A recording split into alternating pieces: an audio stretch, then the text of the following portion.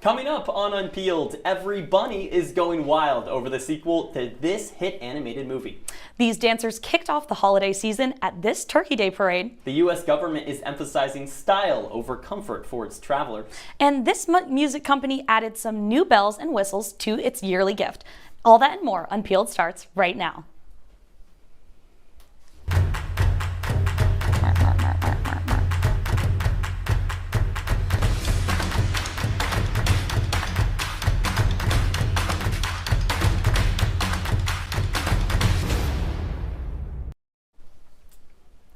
Welcome to the season finale of Unpeeled. I'm Sophia Zaninovich. And I'm Albaugh. Now for an update on an annual Christmas tree lighting.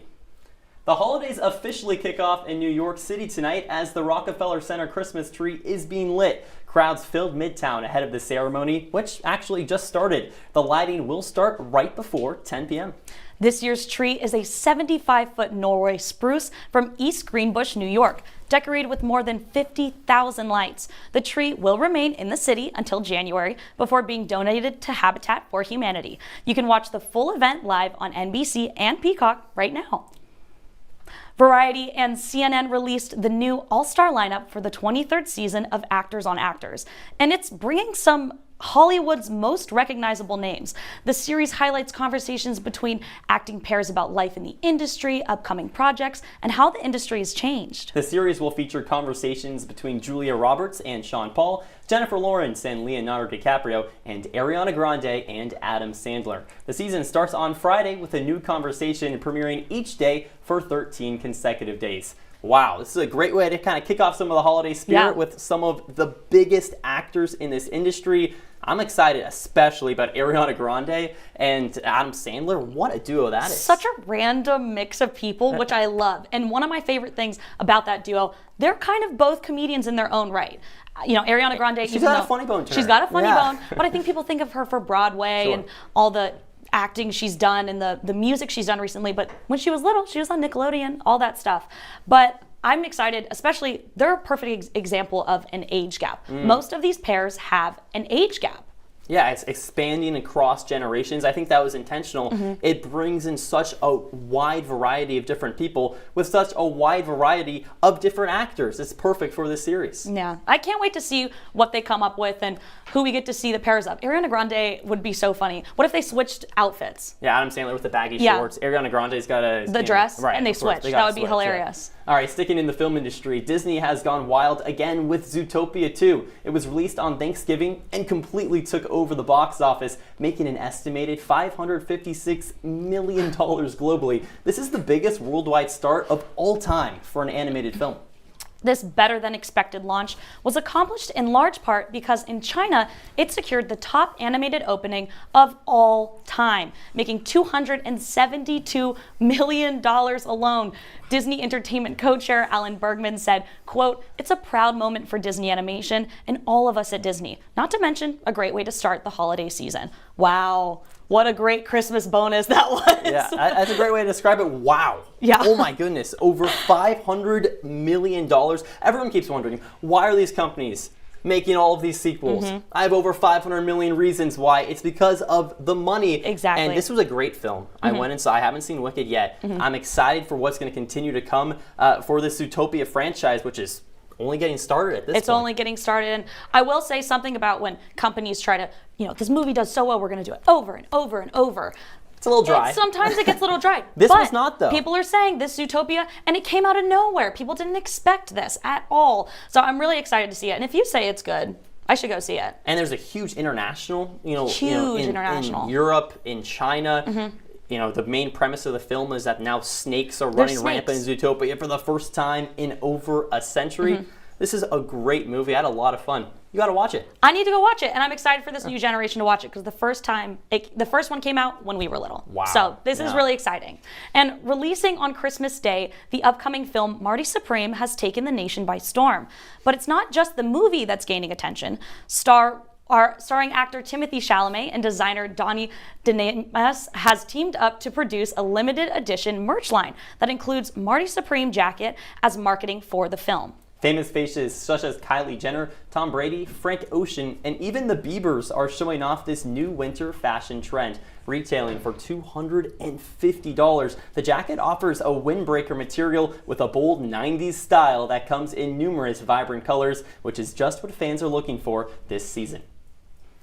From fashion to the radio, iHeart Radio has formally prohibited any use of AI-generated music and artificial voices across all platforms. This comes after a new increase in AI-driven creators gaining popularity on major streaming charts, with some even reaching #1 on Apple Music Christian song charts. My goodness. It's so upsetting. The president of national programming for iHeart Media, Tom Pullman, said, quote, "We guarantee we're never playing AI music. There won't be AI music. AI listeners, none of that." The company also noted that as well as its listeners, it prefers human-created songs and live radio personalities. This has been, it feels like a short time coming, but it's been a long time coming. Yeah, this is, my goodness, I have a big heart for iHeart Radio right now, because this is the first domino that's going to fall for hopefully a lot of different industries, even the broadcasting industry. Maybe this saves our job one day, Sophia. Who knows? It's so upsetting because I don't think when people get confused about AI, people that don't know, that aren't in media, AI is a culmination of things that have already been created. So for it to take over music, something that is a creative thing, something that is so artistic, I'm so happy iHeartRadio is doing something like this. And it's crazy that a song actually hit #1 on the Christian song chart. Yes, so Solomon Ray, the person you were talking about, not the person. The figment of our imagination. The AI that someone created reached the top charts, Christian charts, and the Christian circle specifically was very upset about this because it's worship music, it's inspirational music, and they were saying, if this isn't our algorithm and this is popular, there's not a human creating this. It's a little scary. It's a little scary. It's about time this happened. All right, when we return, we're traveling back to the Upside Down for the final season of a hit Netflix show. And we discuss the best performances from this year's Macy's Day Parade. You don't want to miss it. Welcome to an excellent episode of Live from Studio B.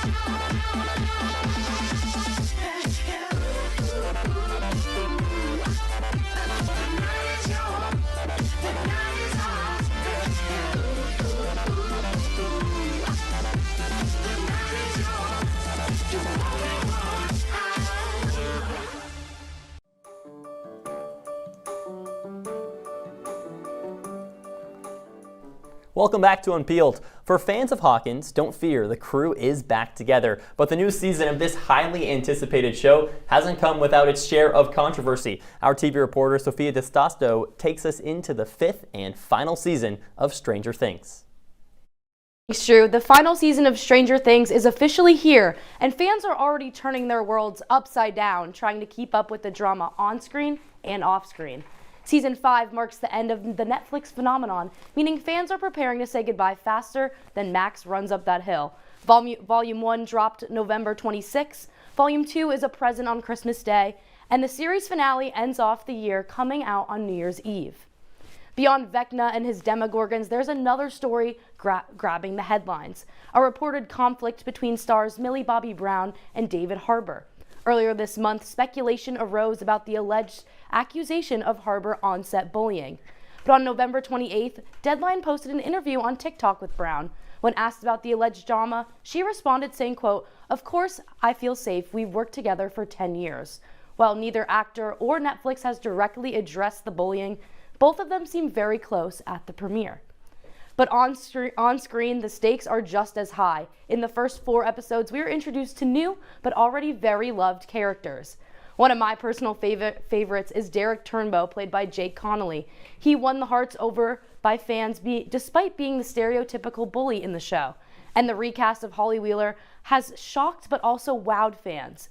Viewers have been loving actor Nell Fisher and the song I Think We're Alone Now, which plays in a key scene in the show.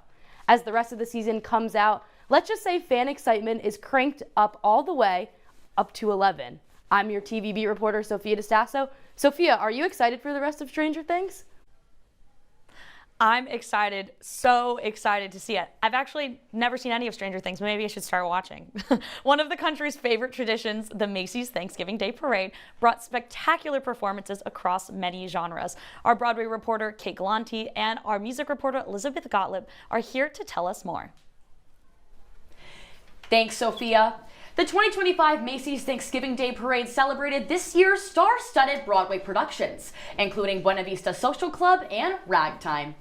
A standout performance was from Just in Time, featuring Jonathan Groff, Sarah Hyland, and Sadie Dickerson, performing a medley of Bobby Darin's iconic hits such as Beyond the Sea and Dream Lover. Groff even spotted comedian Bowen Yang in the audience and pulled him out to dance with the company. A dazzling revival of the Broadway classic A Chorus Line marked a powerful return to the spotlight at the parade, newly titled A Chorus Line, The Next Generation. And the Radio City Rockettes, of course, took to the parade with their annual performance we all know and love, this year celebrating their 100th anniversary. While there was no Broadway performance from Wicked this year, Cynthia Erivo kicked off festivities with Feeling Good, popularized by Nina Simone. Unlike most performances at the parade, Erivo did not lip sync and sang while accompanied by a grand pianist. At the conclusion of her performance, she cut the ceremonial red ribbon to officially begin the parade. Other notable performances included Lainey Wilson singing Somewhere Over Laredo and Conan Gray singing Vodka Cranberry. Mr. Fantasy made his TV debut at the parade with his iconic black bob and sunglasses. The singer performed his song, Mr. Fantasy, while on a pirate ship float and throughout the parade climbed onto different parts of the ship. Now, there were a lot of great performances, but my favorite has to be the K-pop Demon Hunters performing Golden for the first time on television. Lizzie, I completely agree. I am a big fan of K-pop Demon Hunters. I think I've seen the movie like 4 times, but one of the highlights of the performance was the choreography. I loved how they incorporated performers of all ages, young and old. It was so upbeat, so lively, and I don't know if you noticed this, but the 3 performers actually had younger versions of themselves mirroring their movements, which was so adorable and a really nice touch to the performance, I think. Absolutely, and it was hard to tell if they were lip syncing or not, but I don't even care because it was just so fun to watch. Great for all ages, but not all performances were family friendly. Shaggy performed his hit song, It Wasn't Me, and although they took out the explicit lyrics in the song, parents still raised some concerns. Yeah, I mean, the parade is clearly family friendly with the Bluey float, the Sesame Street float. I can only imagine parents' reactions when their kids were hearing that song at the parade. Yeah, absolutely. I mean, the 100th parade is coming up next year, so it's going to be exciting to see what they have in store. Back to you, Sophia. Thanks, Elizabeth and Kate. Locals are not saying bah humbug to these holiday festivities around Syracuse. We'll break down what's in store when we come back.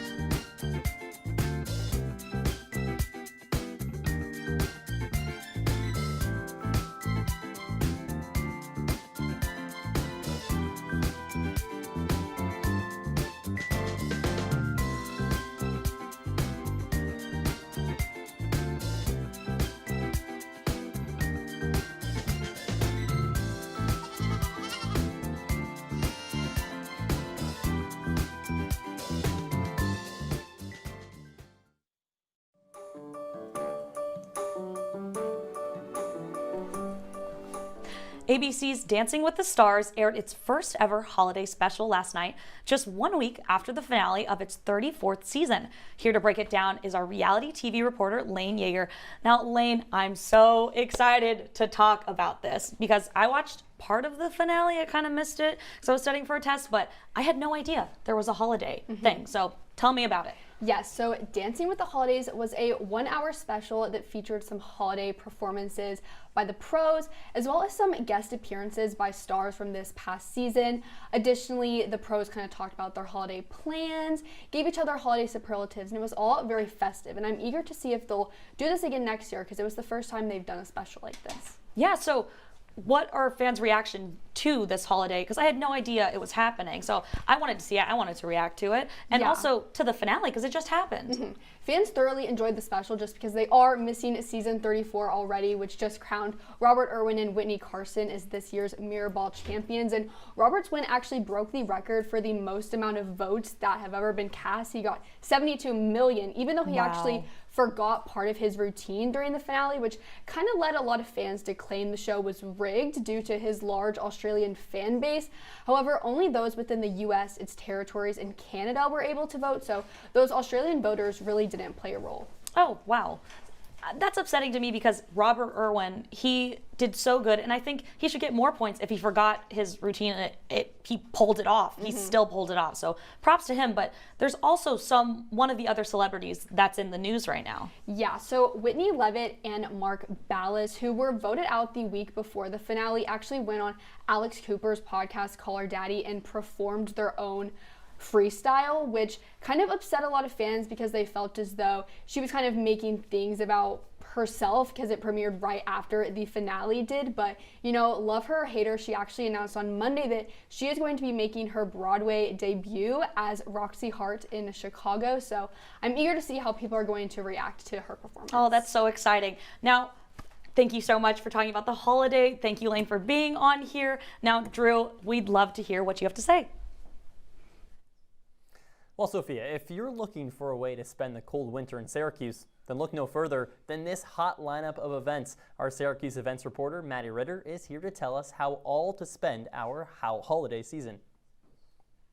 Thanks, Drew. It's important to know the holidays are taken very seriously in Central New York. However, if you don't want to get out of your pajamas and be seen by the world, happening now is Lights on the Lake at Onondaga Lake Park. This is a 2-mile drive-through event with dazzling light displays. Don't break the bank. Tickets are only $20 per car. And if you're looking to enjoy some out-of-the-box art as well as learn some Central New York history, waste no time. The Erie Canal Museum is hosting their annual gingerbread gallery. This event showcases artwork from local bakers crafting gingerbread into intricate, detailed creations.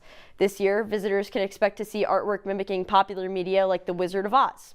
Tickets are $12 for adults, $10 for seniors, and $5 for children. And Skinny Atlas is hosting their annual Charles Dickens Christmas, featuring those dressed up as characters from A Christmas Carol. Visitors are expected to participate as if they're actually a part of the story. The year is 1842, and Queen Victoria is in town with Charles Dickens. Organizers in the village of Skinny Atlas say this event brings in over 20,000 people each year. This isn't just a one-day event either. The festivities last from November 30th up until Christmas Eve. The events are made possible by over 130 local businesses. And for those who aren't looking to participate in the holiday festivities are a number of Broadway shows to see this winter. Wicked is showing at the Landmark Theater, as well as Guys and Dolls at the Red House Arts Center. My advice, don't forget your hats, gloves, jackets, and boots. Syracuse is expected to receive between 120 and 140 inches of snow this winter. Back to you, Drew. Thanks, Maddie. When we return, we're discussing how the U.S. government is calling for more formal airport attire. You don't want to miss it.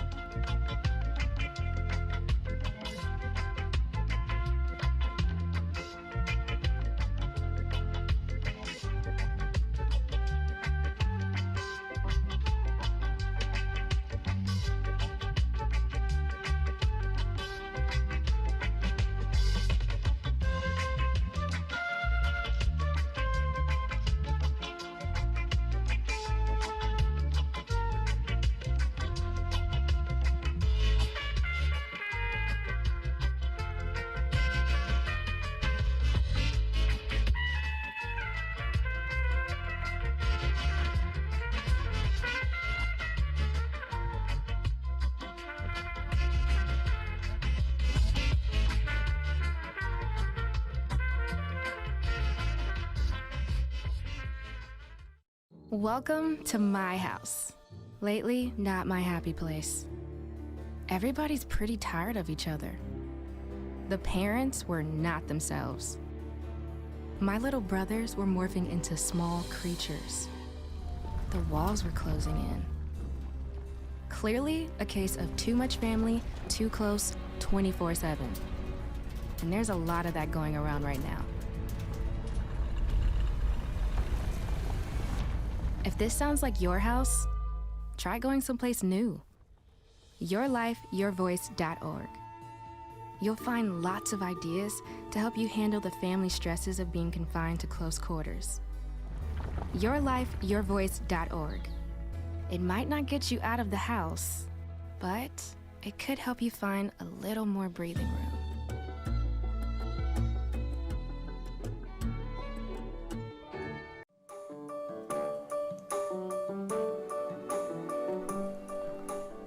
We all know airport fashion practically has its own style these days, and Transportation Secretary Sean Duffy says it's time to throw out the new and, well, go back to the old. Our fashion and beauty reporter Janae Horst breaks down the push to change. Thank you, Sophia. Like most of my peers, my airport outfits purely depend on my final destination. If it's a short flight, I might don a pair of jeans just to dress it up a little, but anything longer than 2 hours and it sweats all the way. And I'm not the only one. But for Transportation Secretary Sean Duffy, that's as close to blasphemy as one can get. Duffy and the Trump administration have launched a stylistic campaign, hoping to bring in, quote, the golden age of travel. The video explores citizens to dress with courtesy and class during their air travel, becoming one with a state of poise and respect. Duffy stars in the campaign video, along with images of passengers from decades ago in their most proper. It then does a time jump, jumping to assumably the most modern now, showing the, quote, lowest of airplane fashion. The campaign hopes to promote civility, but seemingly neglects the reasons for incivility. At a time when air travel is more stressful and frustrating than ever, the golden age of travel is proving to be near impossible. Duffy says, quote, manners don't stop at the gate. Things aren't what they used to be. Let's bring civility and manners back. Ask yourself, are you helping a pregnant woman put her bag in the overhead bin? Are you dressing with respect? However, after coming off the largest government shutdown in history, it's clear that Duffy is missing the point. Airports around the country are understaffed, flights are constantly delayed, and passengers are never satisfied. This year ranks as one of the biggest travel years ever, and some of us are more worried about whether a t-shirt or comfy pants are building respect. An ex-user responded to Duffy saying, you could be dressed in a black tie and still be a jerk, and you could be wearing sweatpants and a sweatshirt and be the most considerate person in the world. The clothes, in this case, do not make the person. When federal policy meets personal style, there's bound to be a battle. Airport fashion has now officially become more than trend. It's a national conversation. I'm your fashion and beauty reporter, Janae Horst. Now, back to you, Drew. I, for one, definitely had a hoodie on over this weekend at the airport. All right, a major court ruling this week could put OpenAI, the makers of ChatGPT, on the hook for hundreds of millions, if not billions of dollars. Let's bring in our business and tech reporter, Cami Bremer, to break it all down. All right, Cami, so let's get right into it. What is happening right now with OpenAI? Well, thank you so much for having me. So a federal judge ordered OpenAI to turn over internal Slack messages and documents. And for those who don't know, Slack is a messaging site that organizations and schools use to communicate. But what's important is what's in these messages. So it's been known that employees have been talking about deleting data sets of pirated books known as Book 1 and 2. And the court won't allow OpenAI to have attorney-client privilege because it has not given a legal reason for deleting these data sets, which kind of suggests that maybe they knew they had copyrighted books and other works, which would support a claim of copyright infringement, which is a huge deal. So from a business standpoint, what does this mean? I mentioned the hundreds, millions, maybe even billions of dollars? Yes, exactly. So pretty much, if this supposed claim is true, then that would be copyright infringement, like we mentioned, which is an incredibly huge deal, and that would be around $150,000 per work. Now, for a big company, maybe that doesn't seem like a ton of money, but if we really look into it, they could have hundreds of thousands of copyrighted books in a shadowed library. So $150,000 per piece, that could easily rack up to hundreds of millions, almost $1 billion. And the reason why this isn't so far-fetched is because just this past September, another company, Anthropic, had this settlement of $1.5 billion in damages from having a copyright issue.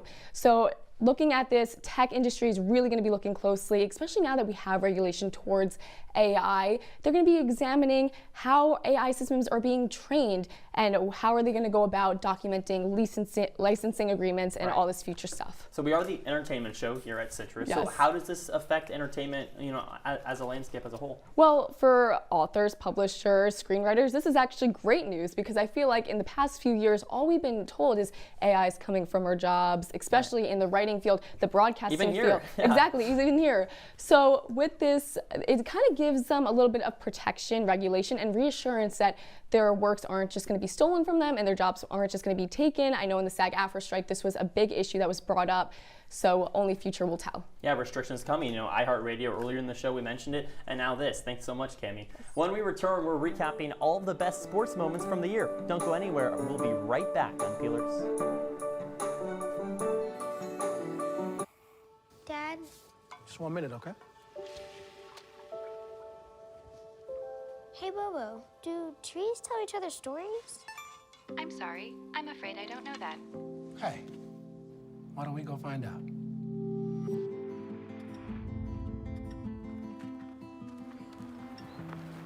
Listen. Do clouds take naps? I couldn't tell you.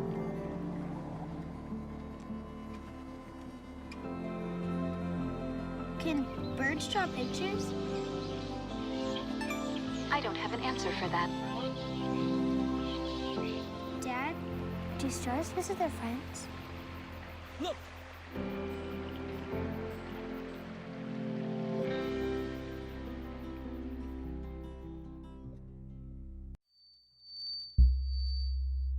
Women are bad with money.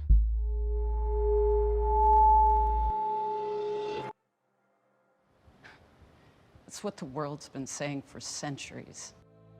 But now, we've got something to say. Save it. Save the old-fashioned advice, the empty excuses. It's all worthless, unlike us. To our fellow females, it is time to save ourselves by saving our money. Contributing to our futures, investing in our independence. Until we're no longer 80% more likely than men to live in poverty in retirement. So again, we say to that, save it. The falsehoods, the feelings of fault, then the funds. Learn how to save for your retirement at wesaysaveit.org.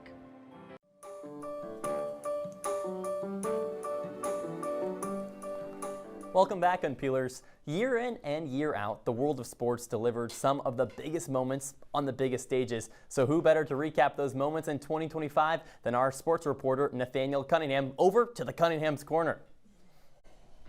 Yeah, that's right, Drew. 2025 has seen some of the craziest moments we could have imagined. So let's not waste any time and hop right into Cunningham's Corner. Back in January, a 17-year-old by the name of Luke Littler became the youngest darts champion ever. And he didn't just win, he dominated three-time champion Michael Van Gerwen 7-3. You know there's a reason why they call it March Madness, right? Well, 2025 had a lot of it. On the men's side, Florida made a historic comeback to beat Houston in the final. The Gators trailed by 12 points in the second half, which marks the third largest comeback in an NCAA championship game. On the women's side, though, UConn returned to the mountaintops, taking down South Carolina 82-59. The win secured the 12th national title for the Huskies, more than any other men's or women's squad ever, and UConn's first since 2016. Just 2 weeks later, and Rory McIlroy got his masterpiece. After winning 4 majors in 3 years between 2011 and 2014, the elusive trophy at Augusta National was finally lifted by the Northern Irishman. This makes him just the 6th male golfer to win golf's Grand Slam. The early spring of April, May, and June was spent across the pond because the pitch was on fire. Wrexham, the football or soccer team that Ryan Reynolds and Rob McElhenney own, got promoted for the 3rd straight season, marking one of the fastest rises in English soccer. Los Angeles Dodgers did something that hasn't happened this century. Win back-to-back World Series in a 7-game thriller against the Toronto Blue Jays. And that's honestly just the tip of the iceberg. We could sit here all day long, but our producers Ella and Riley wouldn't like that too much. So from inside Cunningham's Corner, I'll send it back to you, Sophia. Thank you, Nathan. The holidays are only weeks away, which means this is the best time to start watching holiday movies. But are you going to rewatch old movies or try some of the new ones out? Our film reporter Abby Tolchin is here to talk about what types of movies people are watching this holiday season. Thanks, Sophia. Holiday movies are something that many people, including myself, take very seriously. But is that because of new ones coming out or old ones that we keep rewatching? When people ask for a holiday movie suggestion, most of the time people are recommending movies from years ago, nothing recent.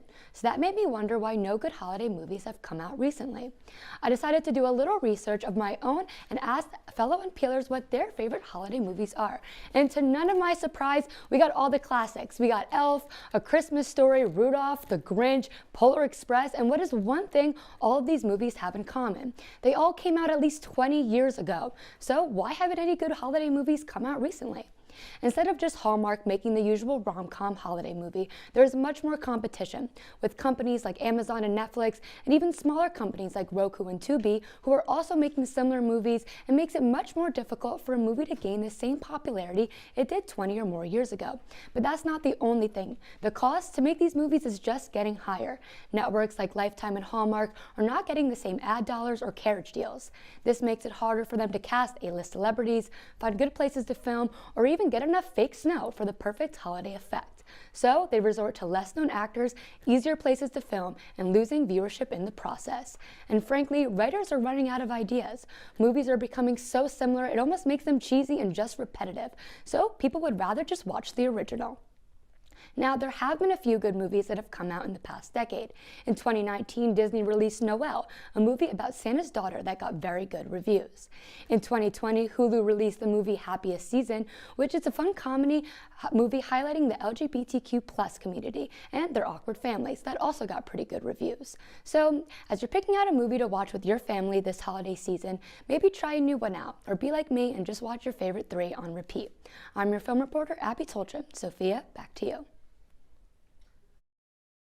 Abby, I think I'll definitely be watching the favorite ones over and over again. Now, from 6/7 to Jet 2 holidays, this year has been nothing short of niche pop culture moments. We're drafting our favorites when we return.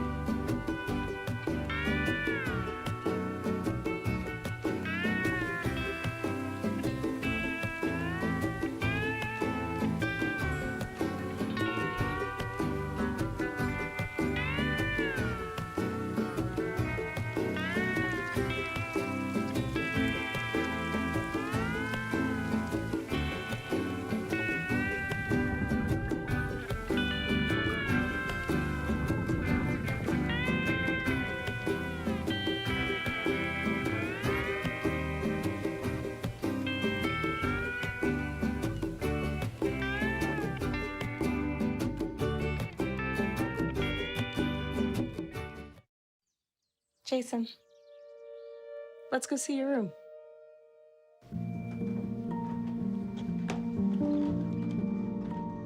What do you think? We kept it a little spare, so you can decorate it how you like.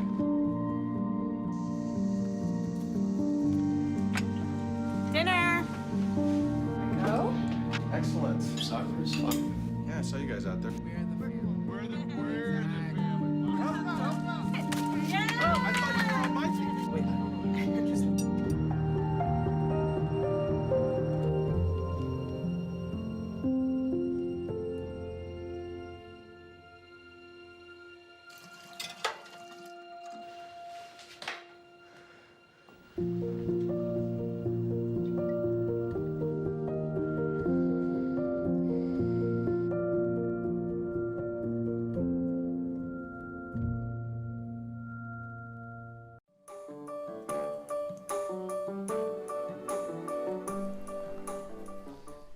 Welcome back, Unpeelers. This year has brought so many funny internet moments that have shaped our humor and our vocabulary. With so many online jokes from this year that have gained national attention, we have our pop culture reporter, Sigourney Bell, We got a game to play. What are we going to do? Yes, guys. So I made our lovely host here and myself pick out some of our top favorite pop culture moments from this year, so all of 2025, and we're going to go through the list. And of course, since I'm the pop culture reporter, I'm going to pick who has the best list. That's so not. I will that's be so grading not okay. myself too. It's okay. I'm going to start. This is a recent one. Okay. I'm going Madam Marble. Flip it around, Wicked Witch, Wicked Witch.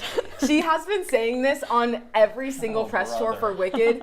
It is so funny, and there's like compilations of her doing it so many times. I love it. You can just do it with your friends. It's so fun. Flip it around, Wicked Witch, Wicked Witch. Wicked Witch. I love it. We're gonna go around. See, that's a pretty, it's pretty new, but it's okay. I'll let it pass. It's fun.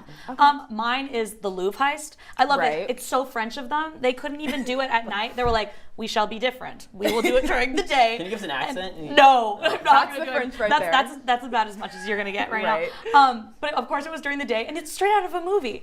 Also, they did catch 2 of them. Yeah. I'm not gonna say anything. Look them up. Hotties is what we're gonna say. Look them up. Okay. Yeah.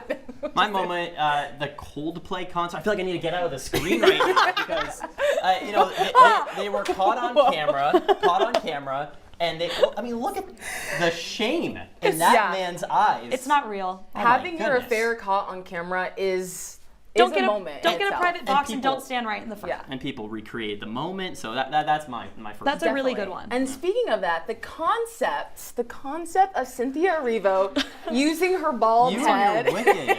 I know, Wicked is just thief of the moment all right now. 2025, but Cynthia Erivo tapping her head to like retrieve memories is just an amazing pop culture moment. Again, you can do it anytime if you're thinking you're like, wait, let me like on a test if you really. She has a lot of hand, and also this one.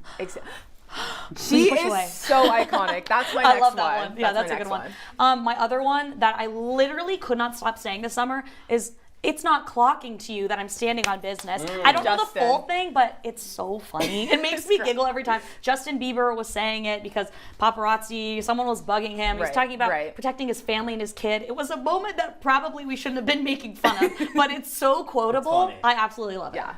All right, and my second moment, which is collectively it's our 6th or 7th moment because I'm choosing 6, 7. I feel like that was the biggest pop culture moment of the year. I think coming from you, that's why I don't want to hear it anymore. Well, I'm done with it. My dad is a teacher, and he's had to deal with it, and he just started saying it more than students. And at home, he unironically, I say 6, and he goes, 6, 7. I'm like, Dad. Your dad? I'm going to kick you out of your own house. That's a grown man. Keep doing that. That's a grown man. Everyone's saying it. And that's why I think I should win. My dad's doing this pop. He's not doing it.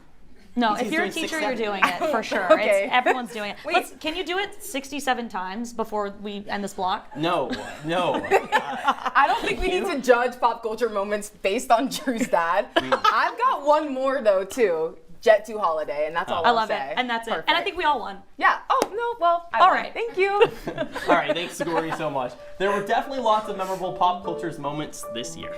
But now it's time to return to a yearly fan favorite when we're coming back, unwrapping Spotify's early holiday gifts. You don't want to miss it. Oh my gosh. Welcome to my house. Everybody's pretty tired of each other. The walls were closing in. Clearly a case of too much family, too close, 24/7. If this sounds like your house, try going someplace new. YourLifeYourVoice.org. You'll find lots of ideas to help you handle the family stresses of being confined to close quarters. YourLifeYourVoice.org. It could help you find a little more breathing room.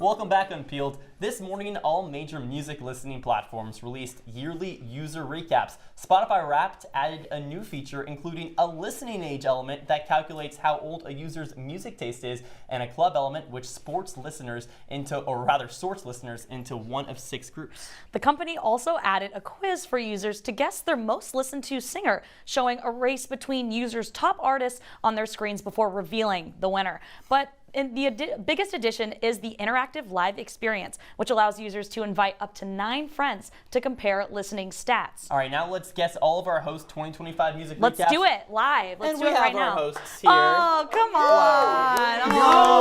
No. Okay, let's You thought you squish guys were it. done with us? Okay, so we're going to watch it here on the screen. We knew this was going to happen. All right, so, shoot. Okay. I got to get out of the way here. All right, so. Let's just start with Apple Music. Who's the Apple Music? So some Apple Music is better.